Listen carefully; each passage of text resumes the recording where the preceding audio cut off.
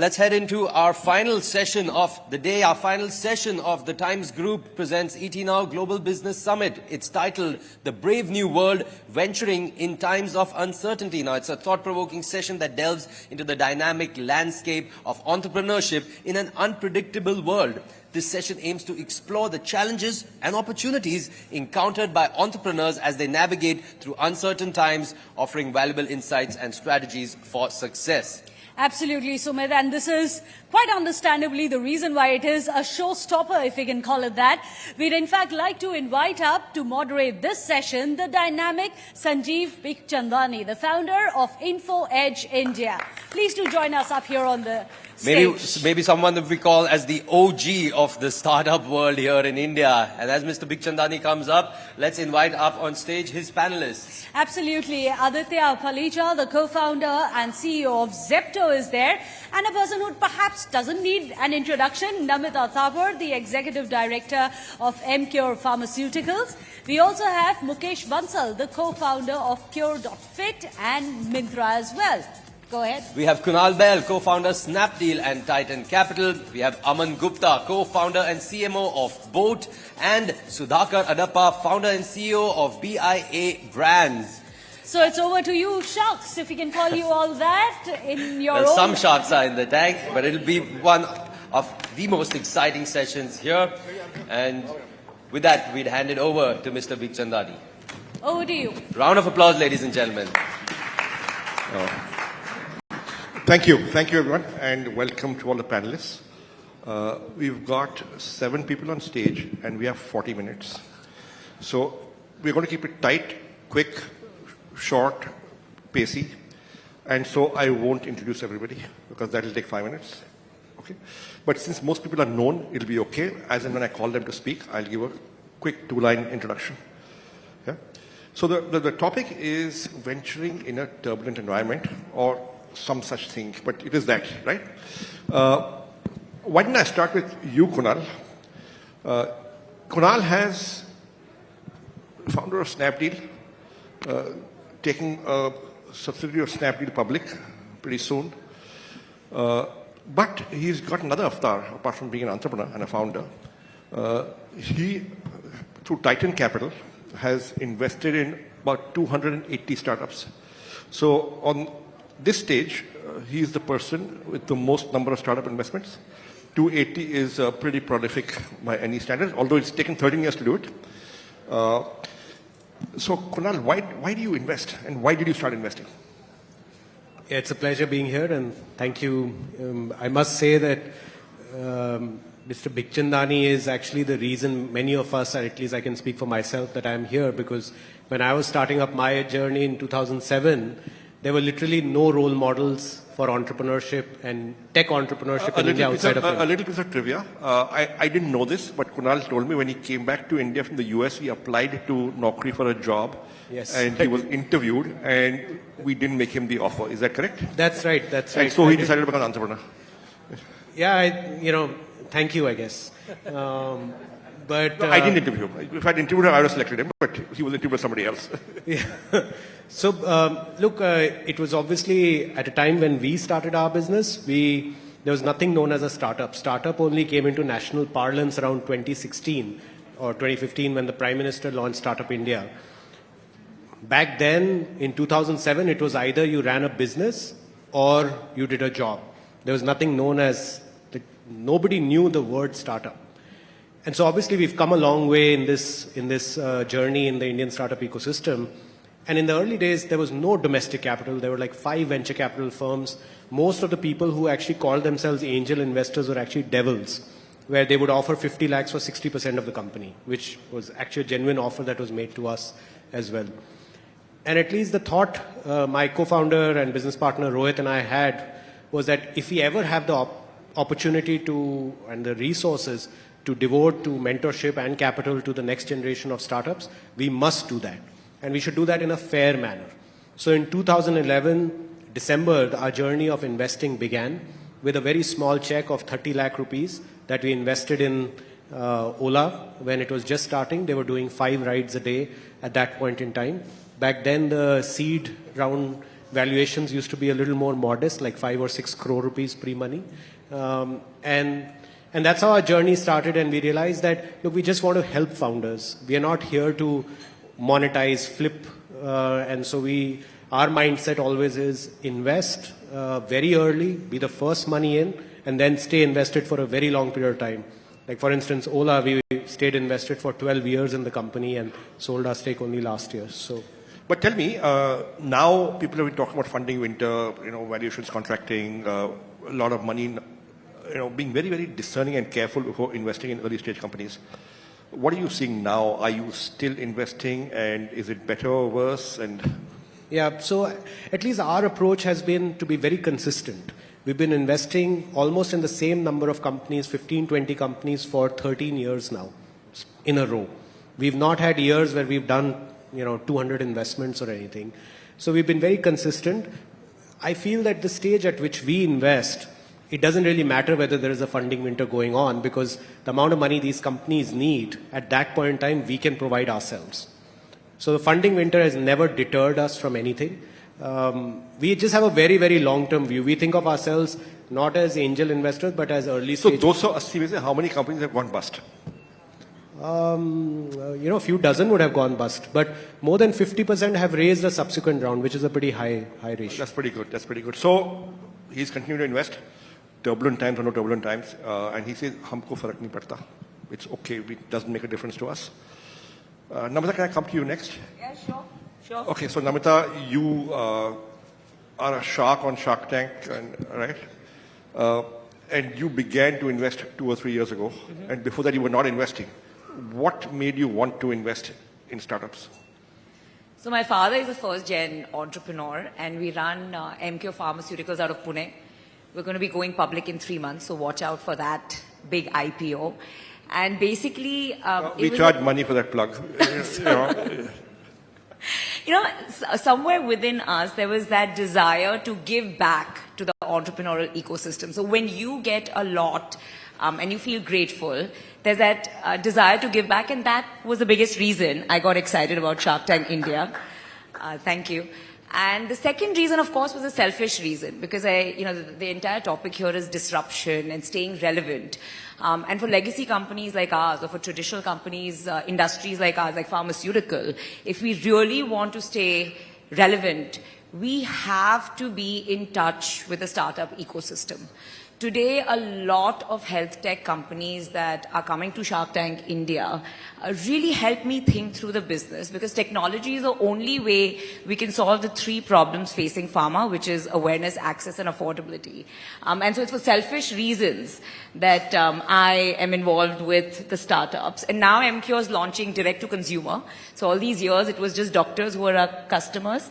Now it's direct to consumer in a few months, and all these 500 pitches that I've seen as part of the show, and all my lovely co-sharks, there's been so much learning that's going to be put to good use when MQ diversifies into something like D2C.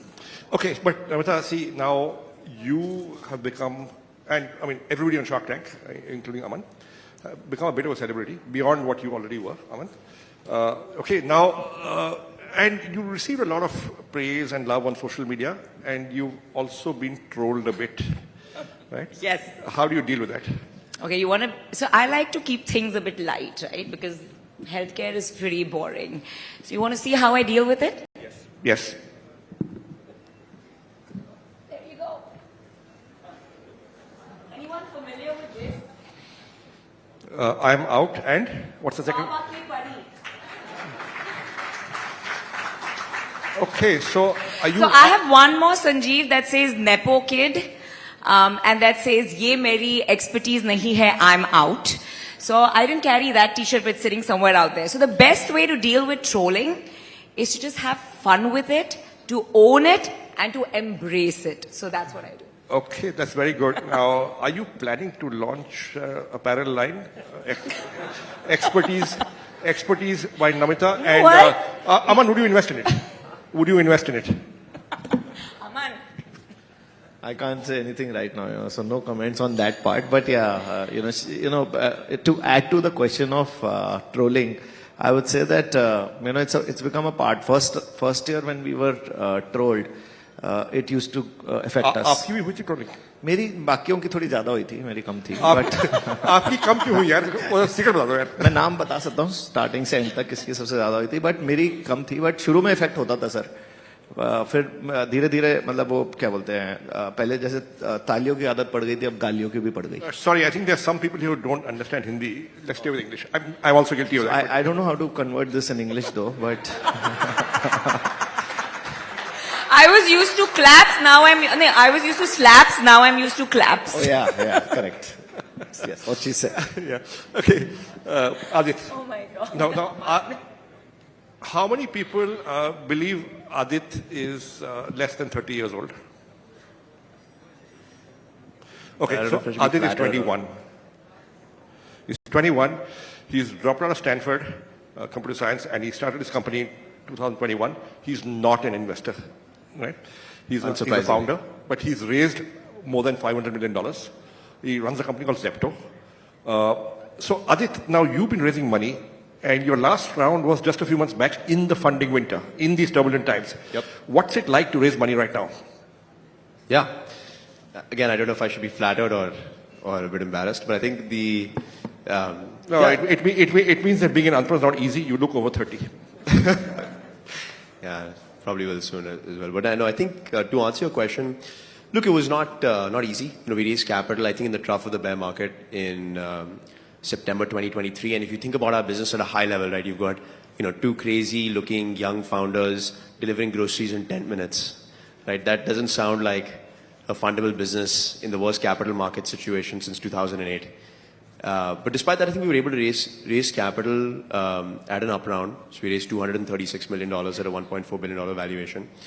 And we were able to do that, I think, primarily because the way that we approached the fundraise was very different from, I think, how fundraisers were approached before. It was much more, at least I think we were a lot more bottoms up. We didn't have, high-level narratives. I think our entire data room was 460 pages, each metric in a deep, granular detail, just going into it one by one. And I think the reason why is because the only investors that were investing in this market were investors that did fundamentals-driven bottoms-up analyses and had enough conviction in their own diligence. Did you get a lot of rejection? Did anybody reject you? I mean, it sounds difficult to believe, but we actually did get 3 term sheets within the first month of starting. We ended up deciding on a term sheet before the other 6 people that we were engaging with decided. So what I learned from this is that for a good company, there is no funding winter, right? You will get your money, but are you a good company is the question. And how do you get your company to a position where you'll be regarded as a good company by investors? That's the question to answer. I'll also just add one last thing. I think the thing is investors that invest in this market tend to be much higher quality, fundamentals-driven investors that are willing to take contrarian bets. Investors Yeah, that ये तो गलत बात है. You're not investing in this market. You're a low-quality investor. ये ठीक नहीं है. This is not okay. I'm kidding. Okay, I'm kidding. Okay. Sorry, Mukesh, coming to you. Right? You've been a founder, Myntra, then Flipkart. You morphed into a second founder and running a fund and doing personal investments. How do you view this market? What's it like for you? See, Sanjeev, I have been around startups for 25 years now. I got my first state of startup ecosystem in late 90s in Bay Area. And there was 99 when I feel like that world is not going to stop. And 2000, suddenly it changed to as if there's no way to dig yourself out of this hole. And since then, I think I've seen 5 cycles. So now, the benefit of hindsight is that 21, it's crazy year, or 23, you always go back and there are many such years that you look back to, you know exactly how the cycle plays out. So it doesn't matter. I think for me, entrepreneurship, Kunal has done phenomenal job with this massive portfolio. Like for me, where I find most joy out of is building outstanding products. So whether I put a founder hat or an investor hat, just, working in the shop, trying to build a great product gives me good joy. Unfortunately, I can't do a lot of that on my own now. So partnering with other co-founders is what I'm trying to do, Like it'll be, privileged to, let's say, partner with someone like him, at such a young age, has, phenomenal ideas, ambition that I can only dream of. So I think that's the motivation now of Sanjeev. Great. Great. Aman, coming to you. You are the second shark on this panel. No, sir, first. First shark, sorry. Sorry. Okay, so you're the first male shark on this panel. Okay, we'll do a compromise, right? So, what does it look like to you? You are still investing, of course, in Shark Tank, and you're investing otherwise also. You're still continuing to invest. What does this funding winter look like to you? Sir, 2 years back, I didn't even have money to invest. So my wife used to earn and I used to burn her money.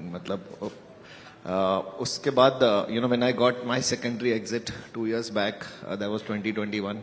And that was the first year of Shark Tank. So first year when they asked Shark Tank ki list aayi thi that how many investments have you made till now? So I actually used to do, I had done 5 investments, which was like co-investment, 5-10 lakh ki. So I actually became an investor first time on Shark Tank only. I'd never heard pitches before that. I'd only given pitches.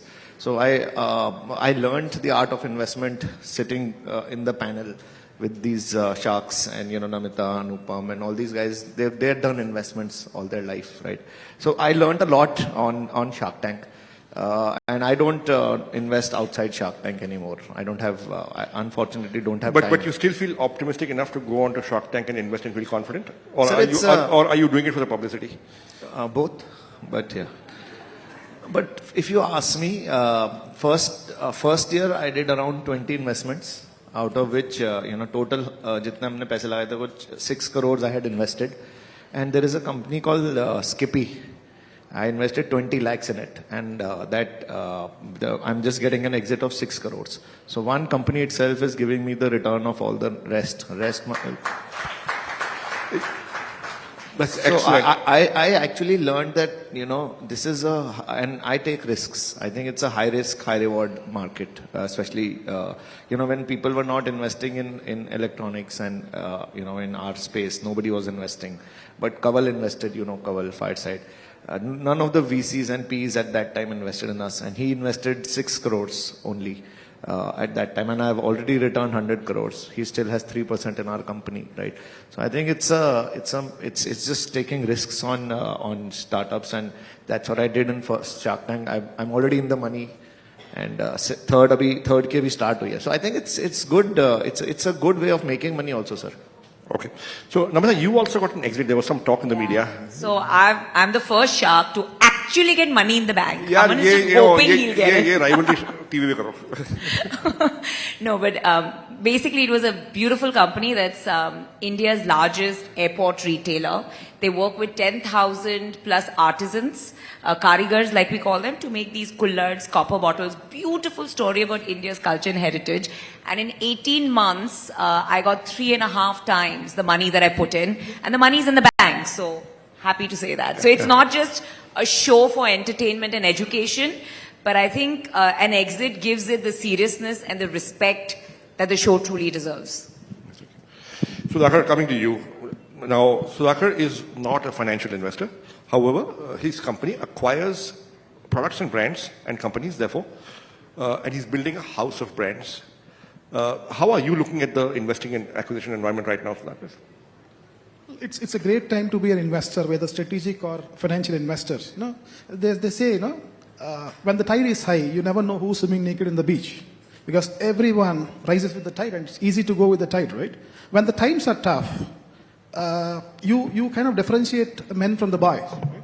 So the opportunities are phenomenal because the expectations have come down quite dramatically. 2 years ago, we can't even talk to a company which is doing a turnover of about 2 million, 2.5 million. They were also, looking at the multiples, which are, I would trying to be polite, but I'm not. It's absurd to me as an investor, right? But right now, the expectations of whether you're an investor, an employee, or a founder, the expectations were far more realistic. I think we all came back to planet Earth. I think 2 years ago, at least the founders and the employees are on planet Mars. Right now, we've come back to Earth. That's a reality check. So that's good for you, right? Because you're a buyer. Great for me, not just as an investor, but as a company. We are all going back to fundamentals. I think there is a point where we forgot the fundamentals, but right now we are looking at fundamentals, and profitability has become one of the metric that we are looking at. Thank you. So listen, we have over here 6 people. who are continuing to invest, who are continuing to buy, who are continuing to raise money in this turbulent time. So venturing is alive, and at least large parts of it are well, if not all of it. I'll ask each of them one more question, and then perhaps we can have one or two questions from the audience. We have a total of 20 minutes left. Right? So the one question I want to ask is from the investors first, which is, in this market, what do you look for in a company before you decide to invest? What makes an investable company? I'll go with you first, Kunal.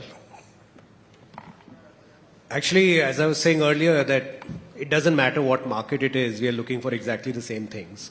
We're looking for, obviously, a fantastic team that has shown some amount of success in anything that they have done before. It could be a job, it could be another venture, it could be, dance, music, anything, sport. You have invested behind some dancers? We've invested behind people who have excelled at dancing, Okay. but now are doing a new venture. Because to be successful in anything, you require a level of intensity, which is necessary when you're running a business also. That's one. Second is, people tend to focus on large TAMs. People ask questions, iska TAM kitna bada hai? Actually, we look for narrow TAMs. We look for what is a laughably small TAM.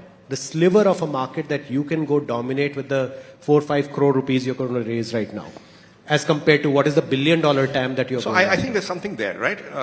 And it's borne out by the experience of Naukri, right? So I'll tell you a story, huh? So in 1999, we were trying to raise money, right? And bubble market, I spoke to 4 investors and got 3 term sheets, right? The 4th guy said, no, I will not invest. And I said, why? He said, I love you. You're a great salesman. You made a good pitch, but I will not invest. So I said, why? He said, what is the size of the print advertising market for appointment ads? So I said, maybe 400-500 crores. What is the price difference between print and internet? I said, 1:1,000. And I thought it was an advantage. He said, that means if you get 100% of the jobs that are in print, you will shrink the market to 40 lakhs. There is no market. And he did not invest. And today the company's market cap is what it is. So, yeah, we also, as we invest, don't always look at TAM. In fact, we know that if you're building a category-creating company, you will create the TAM. Yeah, the best investments we've made that have worked out historically, whether it was Ola or Urban Company or Mamaearth or any of these, ended up being category creators, and nobody felt that they will be category creators. Like, Boat was a category creator, Zepto is a category creator, all of Mukesh's businesses have been category creators, right? So, and the third is just discipline around unit economics. Because, founders will often say that with scale, my unit economics will improve. They almost never do. It actually gets worse usually. So unit economics, which is making money per unit, post all variable expenses from the get-go. I think all entrepreneurs and investors, if they take one thing away from this panel, I think it's the last point that he made, that if your unit economics is not working at a small scale, it will not work at a large scale. So be clear and make your unit economics work. If you just take that away from this panel, it's worth its weight in gold. Yeah. So Namita, what do you look for? So I think with regards to Kunal's point, one point I agree, one point I disagree. From my personal investing style, category creator type companies, you're not going to find too many of those in our country. So for somebody like me who's not a very pro-risk, a little bit more risk-averse type of an investor, I look at the TAM. I want to look at a very large market. I want to look at a market that's growing fast. And I want to look at a founder who has demonstrated sales, product market fit, and has shown that he has the ability to have a USP and is able to capitalize on that large TAM. So for me, having a large TAM and a highly growing TAM, so that I know there'll be scale and I'll get exit as an investor at some point, that's important. The second point, I absolutely agree about the path to profitability. I'm a chartered accountant by profession, so I think maybe that's why a little bit of that conservatism comes into play. We want to see that they have a plan. So while they may be making losses at this point, They have to have a plan in place. And third and most important is we take a bet on the founder. So for me, it's very important that they know their numbers. They have to know every number, whether it's pricing, competition, anything I ask, it has to be in their head. And then with that, they have to have hunger and humility. So these are the three things that I would look at. So, Aman, what do you look for? And describe for us the last company you invested in and it's announced, and what you liked about it.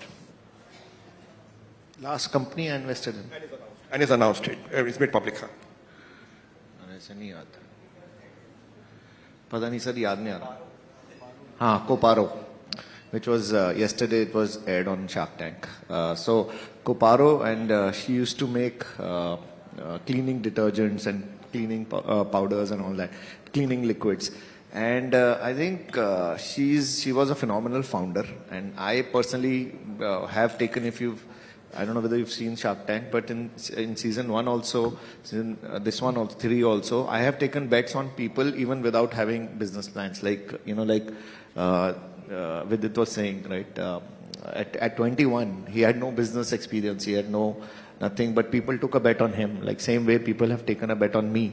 So I think if you take a bet on the founder, he will deliver something, if not in this industry, maybe some other industry. And if he's a good guy, if he knows how to hustle and stays humble, I think he can do something. I think he will return your money somewhere or the other. So I have taken bets on founders and it has worked for me, sir. I think that is TAM, no TAM, I don't know, but founder bets is most important for me. Founder bet. So you look at the founder and that's your biggest bet. 90% founder. 90% founder. बाकी 10%?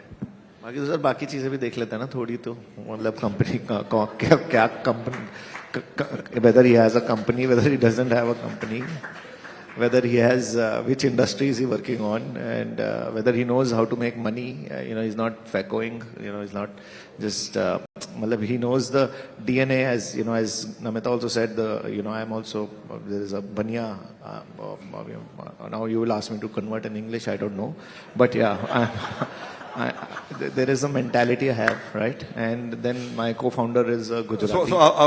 Okay, between Banyas, Marwadis, Gujaratis and Sindhis, who would you invest behind? I would prefer Gujaratis. Yeah. Okay, I don't want to go further into that. No, but we might get into trouble. No, why? I can tell you that they have something in their blood. They know how to do business much better. And my co-founder, he's not a chartered accountant. Samir is not a chartered accountant, but he does finances better than me, or even the CAs we've employed in our company. I think they know dhanda banana aata hai. They know, they eat or drink something which has that, their blood has dhanda in them. So Namita is Gujarati, right? I love the way that they eat or drink something. Okay.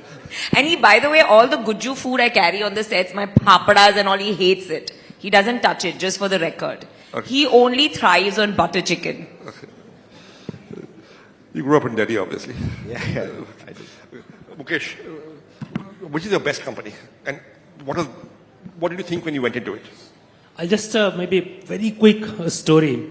So 6 years ago, these 2 ex-ISRO engineers, they reached out to me and they said they want to build this rocket company. It was so audacious, so I met them. I said, "Kya rocket kaise banoge?" You are just 2 guys in your late 20s. And they said, "No, we really think India should have a private space company and we know how to do it. We'll get it done."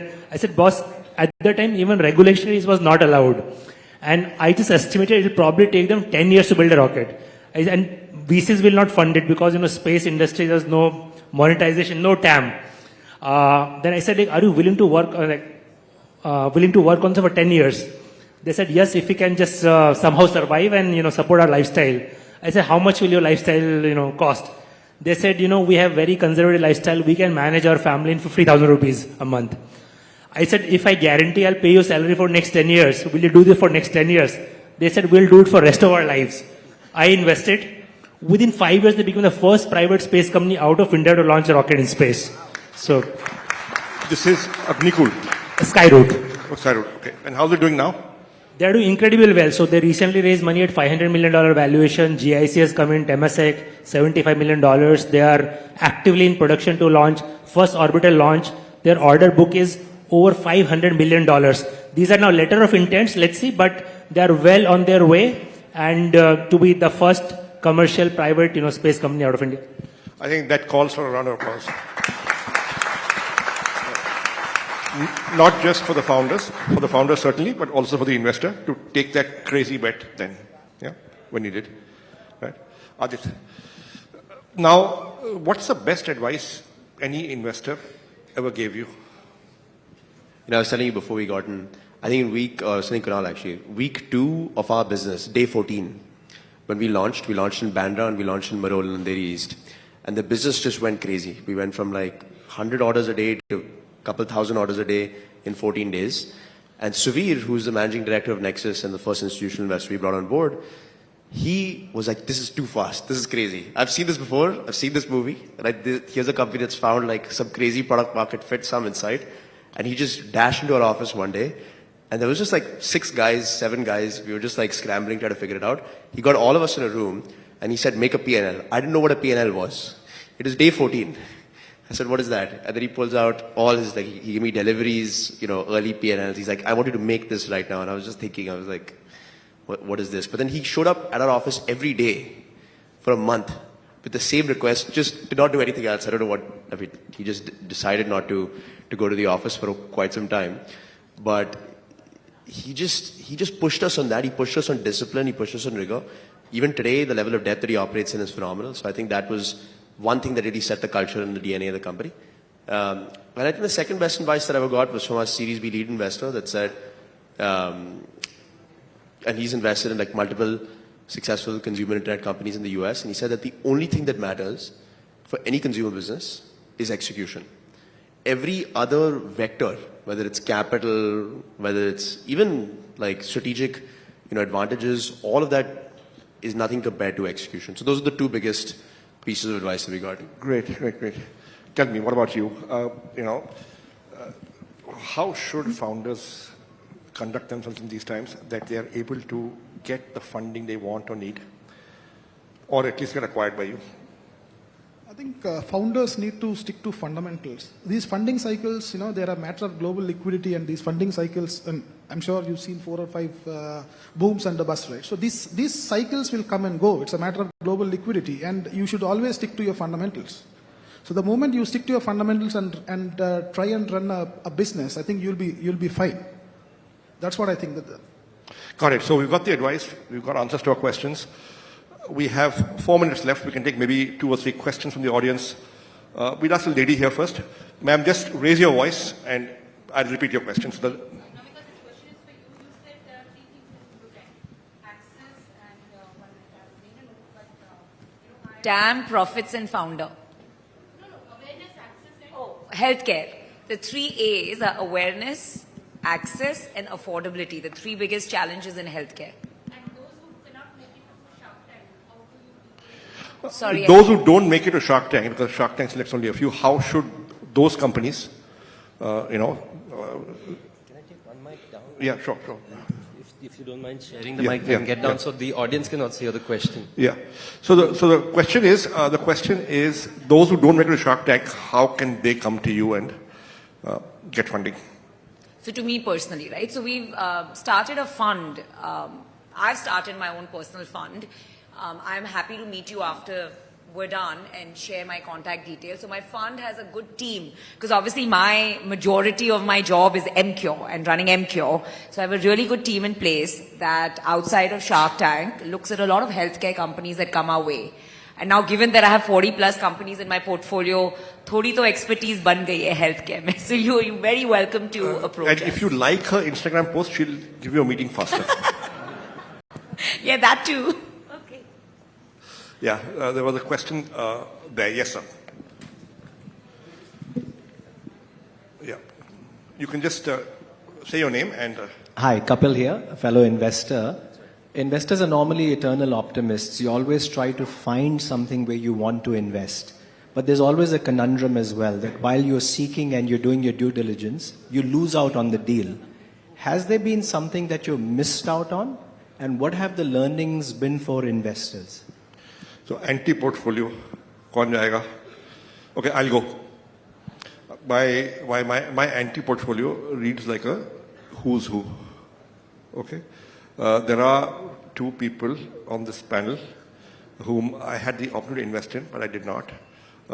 There are Ola pre-series A seed round, Flipkart, pre-series A, Lenskart, okay, and a few others, many. And people still think I'm a smart investor, right? But the truth is at early stage, you're taking yes-no bets, right?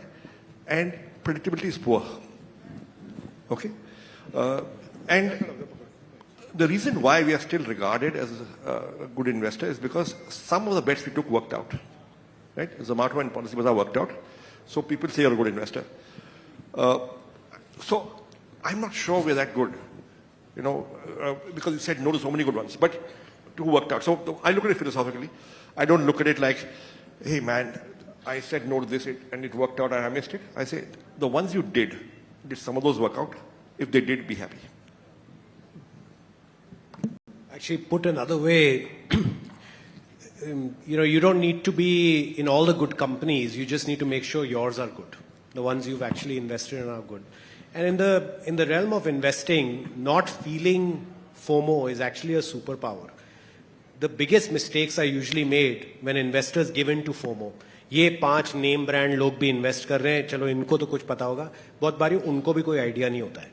तो अपनी conviction पे invest करना चाहिए. Not don't borrow conviction, just make it on yours. And at least my philosophy is, when in doubt, don't invest.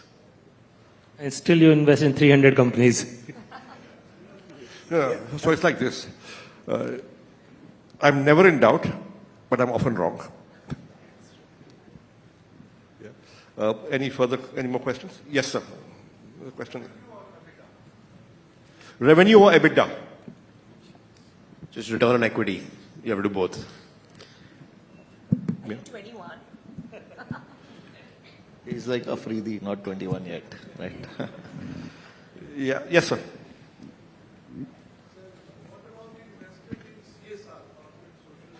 What about investment in CSR? Whether any schools are being built, something is done for the downtrodden.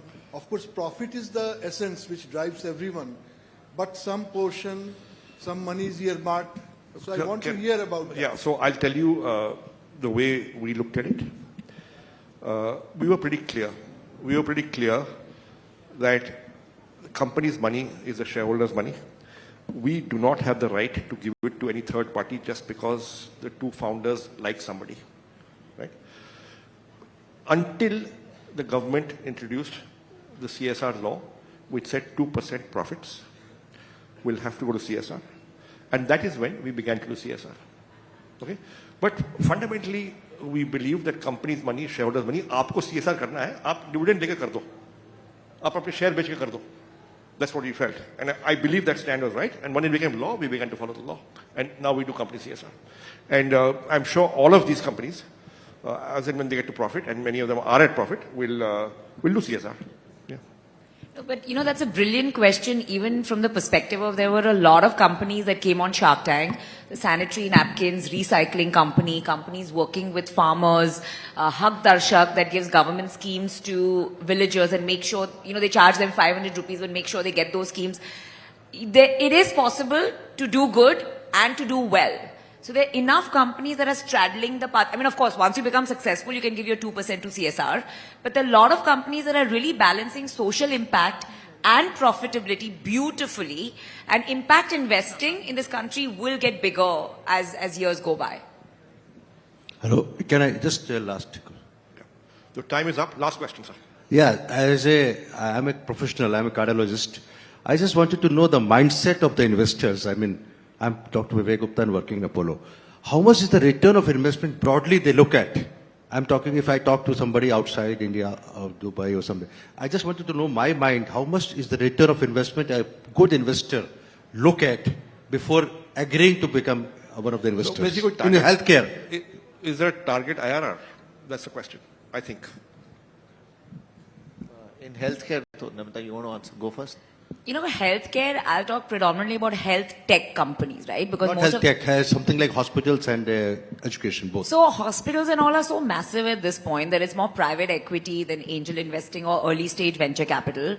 And private equity come with a very straightforward formula. The ticket size is larger.